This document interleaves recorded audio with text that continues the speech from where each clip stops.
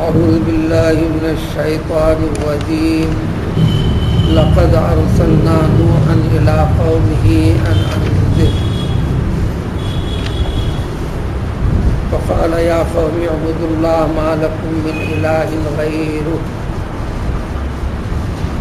أفلا إني أخاف عليكم عذاب يوم عظيم قال الملأ من قومه إنا لنراك في ضلال مبين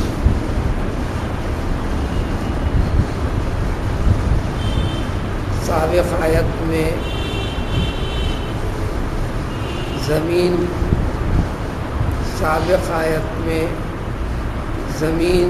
ساری دنیا کی زمین اور آسمان سے برسنے والی اس کے اوپر بارش اور اس سے پیدا ہونے والے واقع ہونے والے نتائج کا ذکر، جس کی تفصیلات گزریں، ان تفصیلات کے بعد اس میں ایک اصول اور قاعدے کی بات بتا دی تھی اللہ تعالیٰ نے۔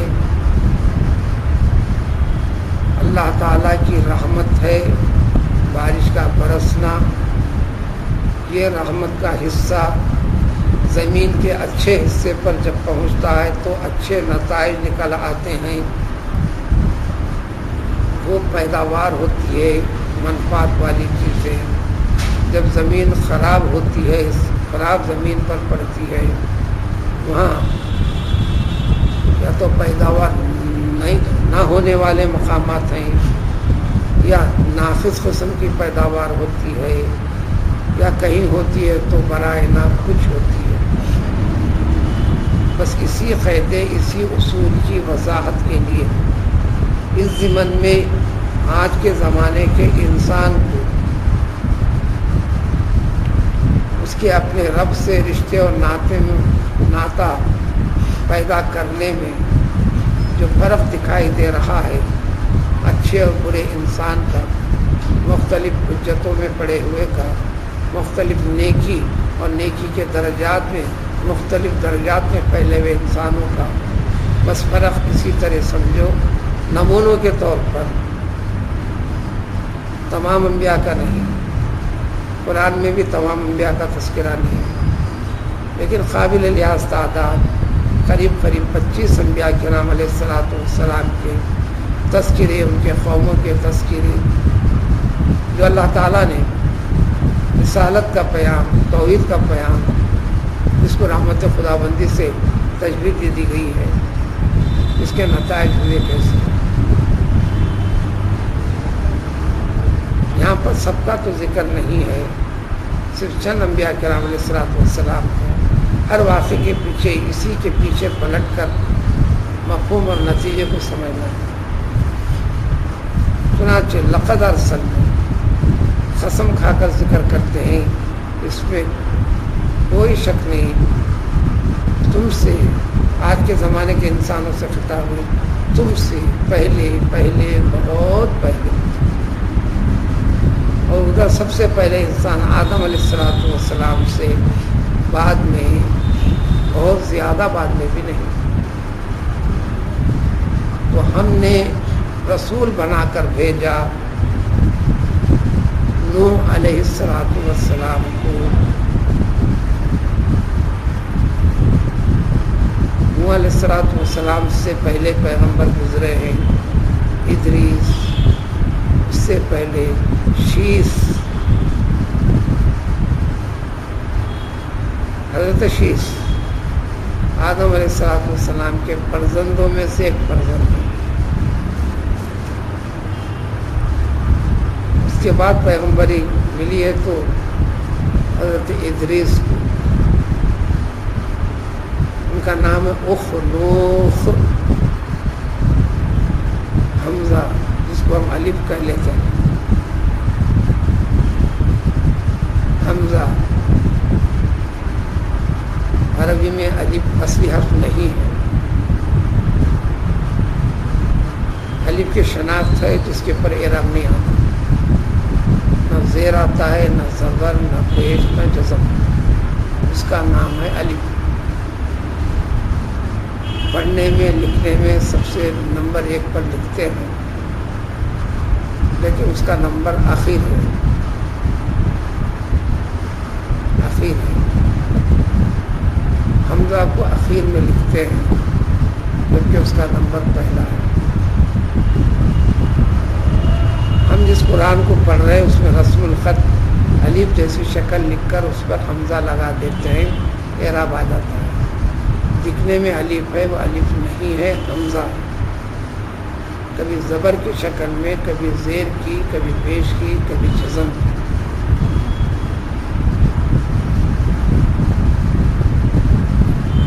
تو اس طرح صرف عربی میں الفابیٹیکل لیٹرز حقیقت میں 28 ہیں، 29واں الف ہے. اب اتنے فرق کے بغیر یوں کہہ لو کہ 29 حروف ہیں جن سے عربی استعمال ہوتی ہے. اس لیے قرآن پڑھانے والے کو، قرآن سکھانے والے کو، قرآن پڑھنے والے کو بس اتنا کہہ دیتے ہیں جس سے تم کو زیر زبر پیش نظر نہ آئے اس کو پڑھنا نہیں ہے. صرف اتنا کرو کہ الف دکھتا ہے تو ضروری آواز کھینچ دو، بہت زیادہ بھی نہیں، ذریعے سی آواز کھینچ دو. عز ہے، اس کے بعد الف آ گئی، اذا خالی زبر ہے تو اذا، اذا اس کے بعد الف آ گئی، اذا خا لا، نام پہ زبر لا، لا نہیں، الف آ گیا تو لا، لا ذرا آواز کھینچ دو. بس اسی کی اتنی مشق کراتے ہیں کیونکہ عربی زبان سے اس کے معنی کی حقیقت سے وہ واقف نہیں ہے. قرآن کا تعلق ایمان کے ساتھ جڑنے کی وجہ سے لازم حصہ ہے. پورا دار و مدار قرآن کے اوپر ہے. قرآن کے ساتھ جوڑ رکھنا ایمان کے ساتھ جوڑ ہے. قرآن کی تلاوت کو عبادت، مقبول کی عبادت، قبول کی جانے والی چیزیں، یعنی ایکسپٹڈ پلے جس میں ریجیکٹ ہونے کا، رد ہونے کا امکان نہیں، یہ درجہ ہے. جبکہ نماز پورے اہتمام کے ساتھ پڑھنے کے باوجود بھی دعویٰ نہیں، صرف فتویٰ ملے گا آپ کو کہ نماز آپ نے ان طریقوں سے پڑھی، آپ کی نماز ہو گئی، ادا ہو گئی. روزہ اس طریقے سے رکھا، روزہ ہو گیا. زکوٰۃ مال میں سے یہ طریقے سے نکالے، زکوٰۃ کی ادائیگی ہو گئی. بس اتنا کہنے کی طاقت کلام پاک اور احادیث شریفہ کا تمام علم رکھنے والوں کے پاس صرف اتنی ہی طاقت ہے، اس کے آگے نہیں. آگے کیا چیز ہے جو نماز ادا کر دی گئی یہ قبول ہو گئی یا نہیں ہوئی؟ جو روزہ رکھ لیا گیا قبول ہوا نہیں ہوا؟ جتنے اعمال کیے گئے قبول ہوئے نہیں ہوئے؟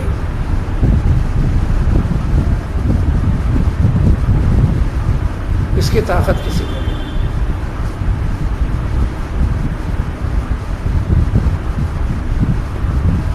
اس کا نتیجہ آخرت میں ملے گا.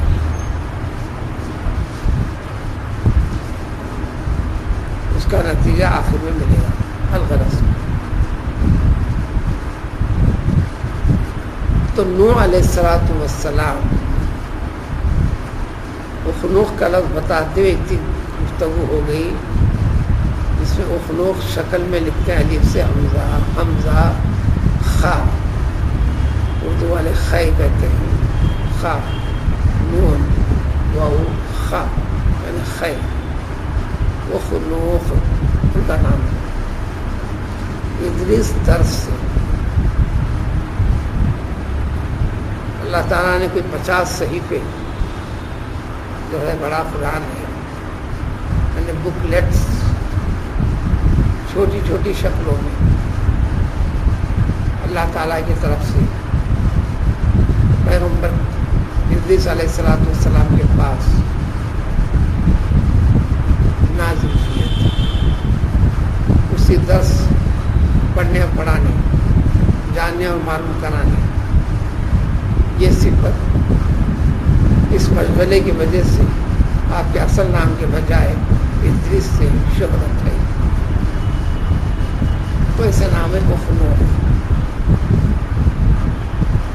نوح علیہ السلام کی والد ملک، دادا توشلق، پردادا ادریس علیہ السلام۔ تو حضرت ادریس علیہ السلام کے پوترے یا پڑ پوتے ہوتے ہیں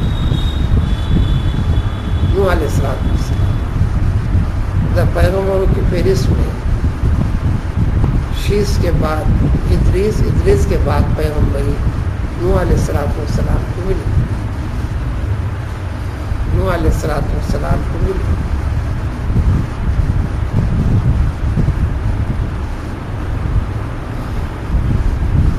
یہ قوم بت پرستی کے اندر بہت آگے تھی۔ اس قوم میں اولاد کی یعنی انسانوں کی جو کثرت تھی، آدم علیہ السلام کے فرزندوں میں سے جو قابل نام کے ہیں، جن کا ذکر پارے 6 میں گزرا بھی ہے، تفصیلات ہم نے ذکر کر دیا ہے۔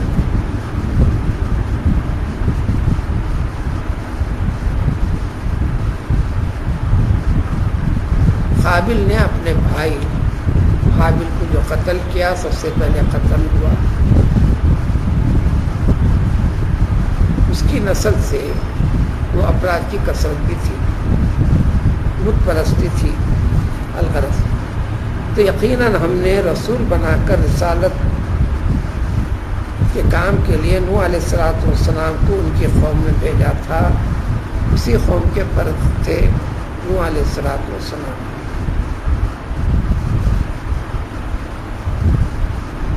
یہ پیشے کے اعتبار سے نجار تھے، کارپینٹر۔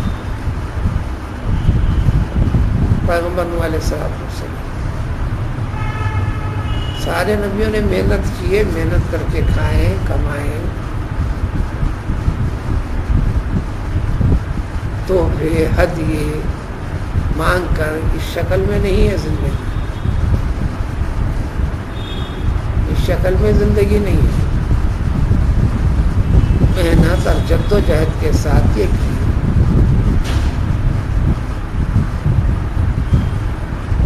ہمارے پیغمبر صلی اللہ علیہ وسلم کی بکریاں چرائے، اونٹ چرائے،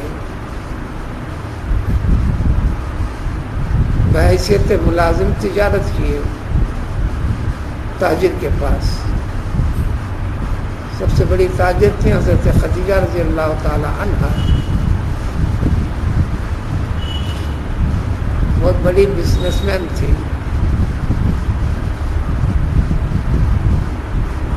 تجارت میں آپ کی دیانت سے غیر معمولی فوائد سے متاثر ہو کر پھر بعد میں پیام بھیجا گیا۔ پیغمبر صلی اللہ علیہ وسلم انتہائی کم عمر 24 سے 25 سال کی عمر میں، حضرت خدیجہ 40 سے 46 سال کی عمر کے درمیان میں۔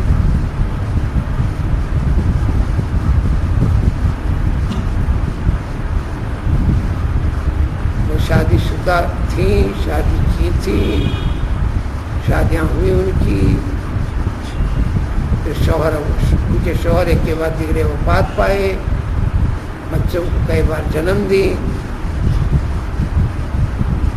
اس کے بعد پیغمبر صلی اللہ علیہ وسلم کے نکاح میں آئی۔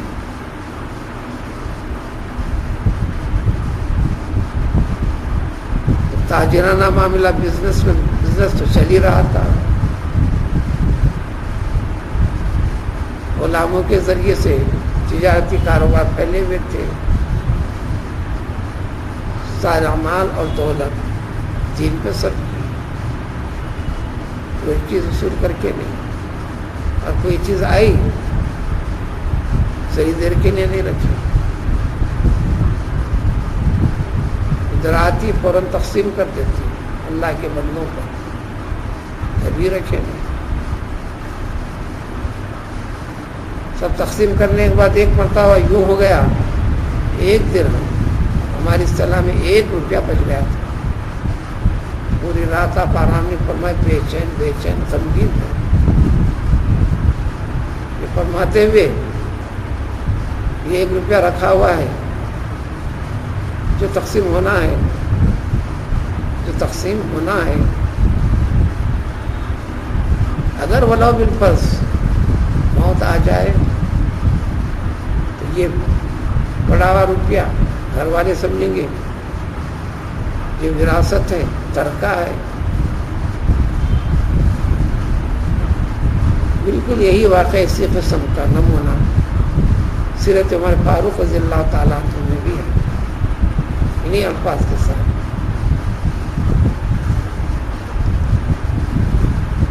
اسلام اونچے اعلیٰ معیار پیدا کرتا ہے، اس لیے قرآن بار بار سننا سمجھنا ہے اپنے دین کا جائزہ لینے کے لیے. مسلمان کے لیے سب سے زیادہ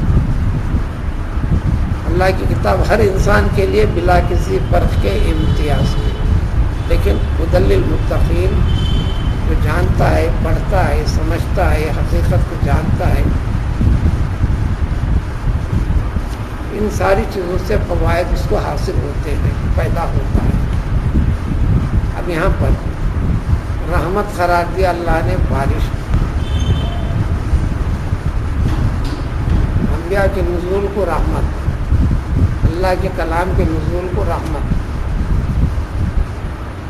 رحمت تو نازل ہو گئی، رحمت موجود ہے، رحمت سے استفادہ کیسا؟ مثال دیا، اس کے بعد نمونے کے لیے پیش کر رہے ہیں، اس میں غور کرو. قصہ برائے قصے کے طور پر سننا نہیں ہے. جو کل کے اس میں تفصیل گزری تھی، ساری زمین کا کوئی حصہ چپا ایسا نہیں جہاں پر اللہ کی رحمت یعنی بارش، عربی میں بھی رحمت کہتے ہیں، جیسا کل کے آیتوں میں گزرا. اللہ کے بندے اردو میں بھی رحمت ہی کہتے ہیں. زمین پر رحمت برس رہی ہے. اس رحمت کے نتائج کیا نکلا؟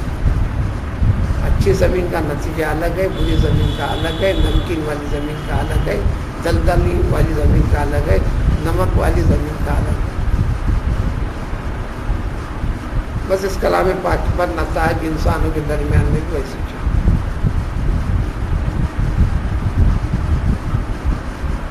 یہی نور اور رحمت دیکھو، تم سے بہت پہلے کی بات ہے. قوم نوح کا واقعہ اب ذکر کرتے ہیں، وہ بھی اللہ تعالیٰ قسم کھا کر ذکر کر چنانچہ اس قوم کو سمجھانے کے لیے پیغمبر نوح علیہ السلام نے فرمایا، اے میری قوم، میں تمہاری قوم کا ایک فرد ہوں نا، الگ تو نہیں ہوں. میری شرافت کو میری زندگی کے ہر پہلو سے تم واقف ہونا. سورۃ الشعراء کے اندر چلیں گے تو پھر اسی واقعے کو پھر وہاں بھی ذکر ہے اور دیگر پہلوؤں کے ساتھ. یہ فرمانے سے پہلے فرمایا انی لکم رسول امین. دیانت دارانہ صفت کہیں کسی قسم کا کھوٹ اور عیب نہیں. ہر کوئی جانتا ہے 40 سال کی عمر گزر گئی، کسی ایک پہلو میں بھی ذرا بھی شک اور شبہ، انگلی سے اشارہ بھی نہیں کیا جا سکتا. سب کو اعتراف ہے تم کو.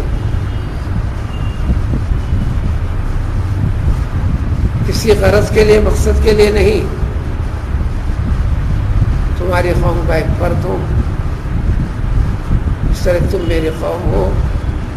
پورے اخلاص کے ساتھ مخلصانہ طور پر، کسی غرض کے لیے نہیں. ہر تحریک کے پیچھے غرض ہے.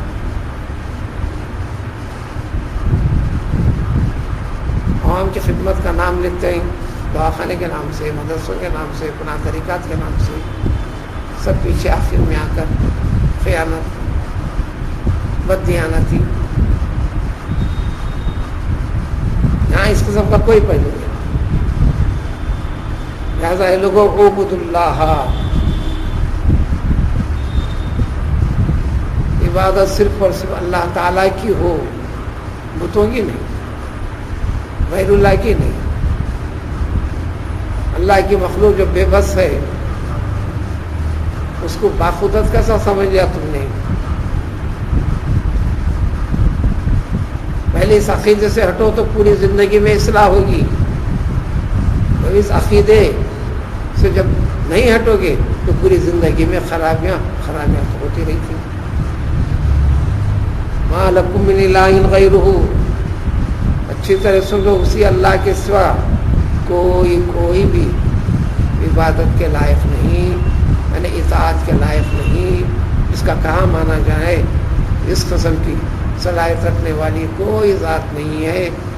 کوئی حکم ماننا ہے تو اسی کا، سننا ہے تو اسی کی، سر جھکانا ہے تو اسی کے لیے.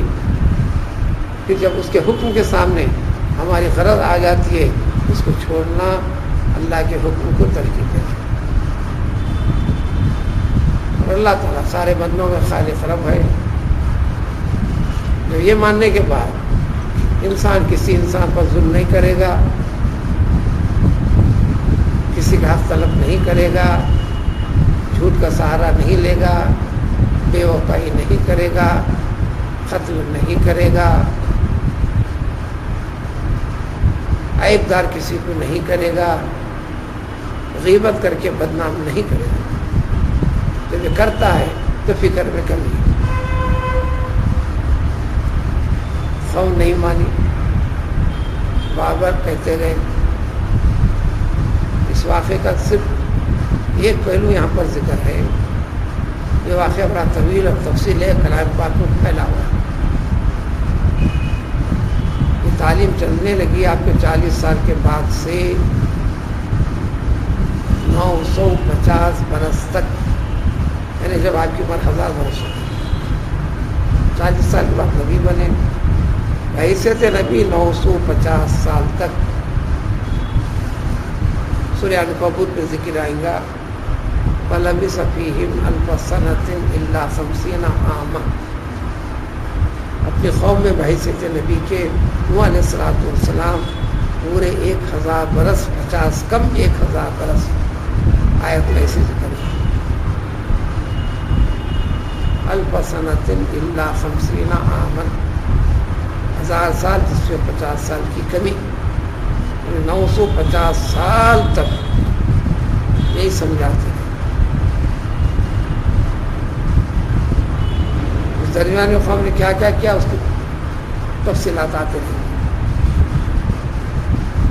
آپ نے یہ کہہ دیا آخر میں، دیکھو نہیں کرنے پر برا تمہارا ہوگا، کہنے والے کا نہیں. اللہ کا عذاب ہوگا، اللہ کی ناراضگی ہوگی. متنبع کر دیا کہ مجھے پوری طرح ڈر ہے، خطرہ ہے تمہارے اوپر. دیکھو کہ بڑے دن کا عذاب تم کو آ کے گھیر لے گا. کسی بھی شکل میں دنیا میں عذاب آ کر تم کو ہلاک کر دے گا، یا قیامت کا سب سے بہت بڑا عذاب ہے. اس کا خطرہ ہے، دیکھو اس میں مبتلا ہو جاؤ. کیونکہ عذاب بعد میں آیا، عذاب آئے گا. چنانچہ آیا ان کو، قوم کے ہر فرد کو غرق کر کر، ڈبو کر، ہلاک کو برباد کر دیا گیا. جب آپ نے پیام دیا قوم کو، قوم کی قیادت کرنے والے حضرات، ملاؤن، جماعت، سرداروں کی، بڑوں کی، جتنے برائیاں پھیلتے ہیں، چاہے قتل، غارت گیری، زنا کری، سب کے سب وہ بڑوں کی بدولت. قید کلیہ ہے، اس کو پراور کہیے، عربی کے اندر ہے. الناس علی دین ملوکہم. یہ لوگ اور معاشرہ کیا ہے؟ وہاں ایسا ہو رہا، ایسا ہو رہا. عام آدمی کی شکلیں دکھائی دے رہی، منظر پر آ رہے، اور وہ کیوں رہا؟ سارے کے سارے لوگوں کی جو زندگی طریقہ ہے، دراصل اس کی بنیاد اور بیس ہے اس قوم کے رہنما، لیڈر، قیادت کرنے والوں کے طریقے پر رہتی ہے قوم. الناس علی دین ملوکہم. حکمراں طبقے کے تحت میں سب کچھ چلتا ہے.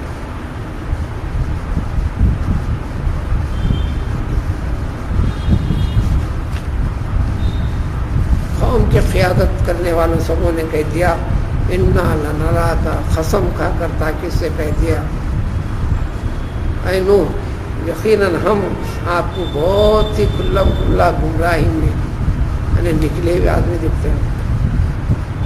کیوں؟ سب کے سب ایسے چل رہے ہیں، برسوں سے چل رہا، برسوں سے چل رہا، کچھ ہوا نہیں. طاقت کے بل بوتے پر جو جتنا چاہ آگے بڑھ بھی رہا ہے.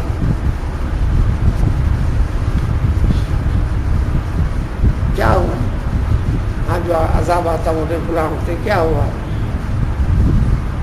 اور جب دیکھو ہمارے معاملات میں آپ رکاوٹ پیدا کرتے، یہ ٹھیک نہیں، یہ ٹھیک نہیں، یہ ٹھیک نہیں. لہٰذا سب کے سب ٹھیک ہیں، کثرت وہی ہے، ٹھیک نہیں تو آپ ٹھیک نہیں. آپ بھٹکے ہوئے ہیں، یعنی صریح غلطی کے اندر کھلم کھلا غلط راستے کے پر آپ ہیں. لہذا آپ بھی لوٹ جائیے، جس کو آج کی دنیا میں نام کریں، اپنے گھر واپس آ جائیے. گھر واپس ہی جو پروگرام مل کر جو اخباروں کی خبروں کی زینت ہے، بس اسی قسم کا تھا. آپ صریح غلطی پر ہیں، آ جائیے، لوٹ جائیے، پھر سمجھائیں. حکم ہے سمجھانے کا، پابند نہیں، مکلف ہے، اللہ تعالیٰ کی طرف سے پیدا. اسی طرح آج بھی اس دنیا میں مسلمان اس کا پابند ہے. زمانے کے بہاؤں میں بہنا نہیں ہے، بھلے نتائج کچھ بھی ہو جائے. حدیث شریف میں یہاں تک تاکید ہے، نقصان چاہے تیری جان کا ہو جائے، مال کا ہو جائے. ذات میں یہاں تک بتا دیا کہ اگر تجھ کو جلا بھی دیا جائے چل جانا، ایمان کے دامن سے نہیں ہٹنا. تقاضا اتنا بڑا ہے.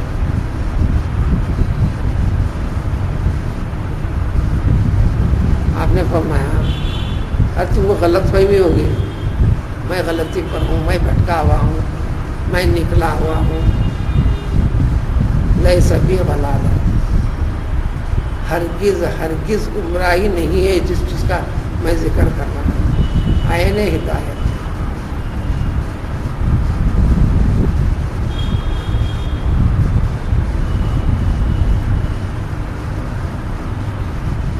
لیس بی ضلالہ،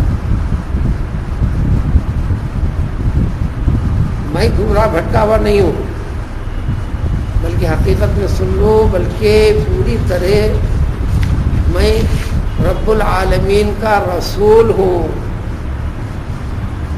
رسول کے لیے ہدایت کے کمال اور خوبیوں کے بلندی کے اوپر فائز ہونا پڑتا ہے. اس چیز کا نام تم گراوا سمجھ رہے ہو، غلطی سمجھ رہے ہو. غلطی تو تمہاری ہے جو رب العالمین کو چھوڑ کر ہاتھوں سے بنے ہوئے جو بھی شکل میں تم نے معبود نام رکھ لیا ہے ان کی طرف مائل ہو رہے ہو. سمجھو، کثرت خطا، کثرت گناہ سے یقین بڑھ جاتا ہے شیطانی وسوسے پر کہ میں صحیح ہوں. تیرا خاندان، تیرے باپ خاندان کے خاندان چلتے آ رہا، سالوں گزرے، صدیاں گزرے.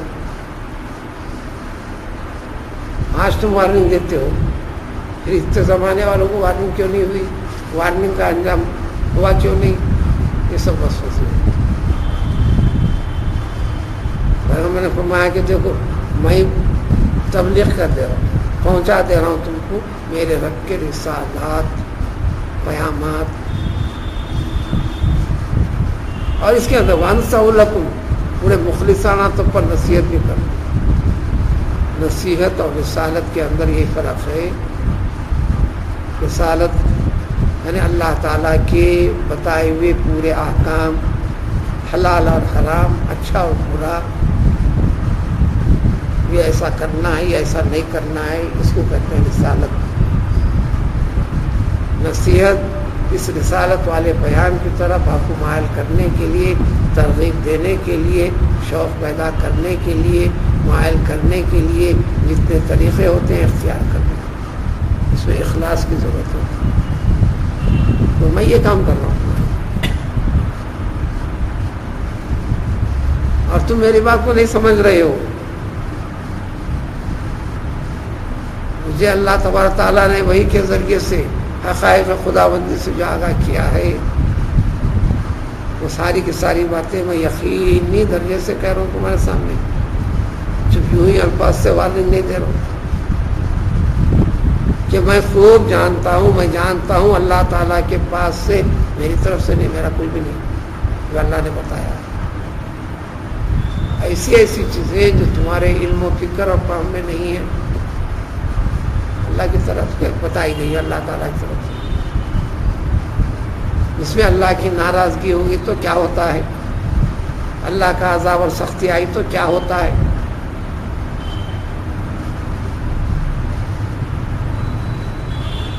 خیال تھا قوم کا اللہ کی ذات بندے کے ساتھ راز پیام کا تعلق کیسے ہو سکتا ہے، یا تو فرشتے رسول بن کر آنا تھا، یہ کیسے ہو سکتا ہے۔ تو اس کے جواب میں بتایا کہ عجب تم انجاکم، کیا تم کو بڑا تعجب لگ رہا، عجیب سا معلوم ہو رہا، حیرت ہو رہی ہے کہ تمہارے پاس یہ نصیحت کی چیزیں تمہارے رب کے پاس سے، یعنی ہر چیز میں بتائی گئی جو طریقہ اختیار کر رہے ہیں وہ ربوبیت کا نہیں ہے، رب کا نہیں ہے۔ تمہارے رب کے پاس سے یہ پیام لے کر ایک آدمی کے ذریعے سے بات پیش ہو رہی تو تم کو عجیب لگ رہا، وہ بھی آدمی تمہاری اپنے قوم کا فرد، تم کو اللہ کے عذاب سے ڈرا رہا ہے اور تم کو یہ کہہ رہا ہے کہ بچو، خیریت چاہتے ہو، زندگی میں بھلائی چاہتے ہو۔ یہ کہتے ہیں کہ لعلکم ترحمون، اس کو اختیار کرے تو پوری امید ہے کہ اللہ تعالیٰ تم پر رحم فرمائے گا، عذاب ہٹا لے گا، غضب ہٹا لے گا۔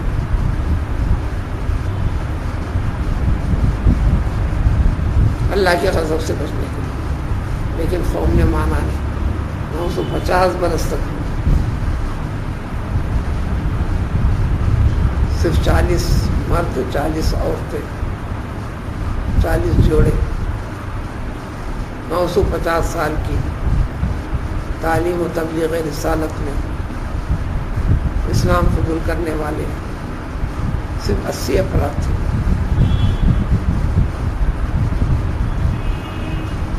تیئیس سال میں ہمارے پیغمبر صلی اللہ علیہ وسلم دنیا کے ہر گوشے تک پیام پہنچانے کے انتظامات خط و کتابت کے ذریعے سے، ہر بڑے بادشاہ، اس وقت سپر پاور جو 2 طاقتیں تھیں وہ حکمران تک بھی پہنچا دیا، نتائج جو بھی نکلنا تھا نکلے، مگر پہنچا دیا۔ خود اطراف و اکناف میں لاکھوں کی تعداد میں مسلمان بنا دیے گئے۔ آپ صلی اللہ علیہ وسلم کے ساتھ جو حج میں شریک تھے 1 لاکھ سے زائد تھے، جبکہ ہر فرد نکل کے آیا نہیں تھا۔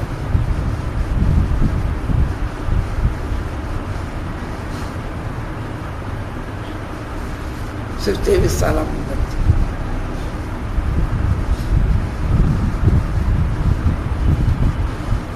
وقت ذبوہ، انہوں نے مانا نہیں، اس کی تفصیلات یہاں پر نہیں ہے، یہ واقعات میں بڑی تفصیل آنے لگے گی، آئے گی۔ یہاں صرف ایک پہلو یہی بتانا ہے کہ ارض طیب، ارض خبیث، اچھی زمین، بری زمین، رحمت کے نتائج کیسے ہوتے ہیں، اس پہلو کی وضاحت کے لیے تو ہم نے پیغمبر نوح علیہ السلام کو والذین معہ، ان کے ساتھ جو ایمان لائے تھے، تعداد تو بتا دی گئی، بالکل کی کشتی میں بٹھا کر جہاز، سورہ ہود میں پارے 12 میں بڑی تفصیل کے ساتھ ذکر ہے اس جہاز کا، کیسے بنی، ایسا کیے. انسٹرکشن اللہ تعالیٰ دے رہے تھے، آپ کر رہے تھے. وَاصْنَعِ الْفُلْكَ بِأَعْيُنِنَا، نو ہماری نگرانی بنائی. ہم آپ کو ہدایت دیتے ہیں، یہ لیجئے، اس لکڑی کو ایسا کیجئے، اس لکڑی کو ایسا جمائیے، اس میں ایسا سوراخ کیجئے، اس میں ایسا کیلے کا کام کیجئے. ایک سے زائد منزل والی بڑی کشتی، مستقبل میں آنے والوں کے لیے 40 افراد کے تحت ہونے والی نسل. دنیا کی ہر چیز کو ہلاک و برباد کرنا ہے. ہر چیز کے 2 جوڑی بھی رکھ لیجیے. ہر قسم کا پرندہ، ہر قسم کا جانور، اس کے 2 جوڑے رکھ لیجیے، تاکہ اسی سے پھر دنیا کو آباد کرنا ہے. پھر انہیں 80 افراد سے پھر دنیا کو پھر پھیلانا ہے. پھر اس میں بھی دنیا سے پہلی حضرت نوح علیہ السلام کے صرف 3 فرزندوں سے باقی افراد کی نسل نہیں پہلی. وہ تفصیل وہاں پر آئے گی. یہاں تفصیلی واقعہ چیز ذکر کرنا نہیں ہے. وَأَغْرَقْنَا الَّذِينَ كَذَّبُوا بِآيَاتِنَا، ہم نے ہمارے ان احکام کو، اس طریقے کا انکار کرنے والے جتنے تھے تمام کو غرق کر دیا، ہلاک کر دیا. بچانے کا تذکرہ یہ ہے کہ عذاب جب آتا ہے تو اچھا اور برا سب کے اوپر ایک ساتھ آ جاتا ہے. نیک ہونے سے بچنے کا یہ کوئی گارنٹی نہیں ہے. ہاں بتا اسلام یہ ہے کہ نیک تھے، غرق ہوئے تو آخرت میں درجات کی بلندی، ترقی کا ذریعہ بنے گا. وہ بیکار نہیں جائے گا. شہادت کا درجہ ملے گا اور بڑے درجات ملیں گے. دوسروں کے لیے عذاب کی شکل ہوگی. اور یہاں انہیں اللہ نے نجات دلا دی، جہاز کے ذریعے سے ان کو روانہ کر دیا. اس کی وضاحت آئیں گی سورہ مومنین میں. تاکید فرما دی، فَإِذَا اسْتَوَيْتَ أَنْتَ وَمَن مَّعَكَ عَلَى الْفُلْكِ فَقُلْ الْحَمْدُ لِلَّهِ الَّذِي نَجَّانَا مِنَ الْقَوْمِ الظَّالِمِينَ. ہم بشر میں کیا آرام موج مستی کریں گے. نجات بھی صرف تمہارے نیک ہونے کی بنیاد پر نہیں، ہمارے رحم و فضل و کرم کی بنیاد پر ہے. صرف عمل کی بنیاد پر نہیں، ہماری رحمت کی بنیاد پر. اللہ اللہ بولتے ہوئے پورے خشوع و خضوع کے ساتھ دعا کرتے بیٹھنا. عذاب کا وقت ہے، ہم غضب میں ہیں، ورنہ تم کو بھی ختم کر دیا جائے گا.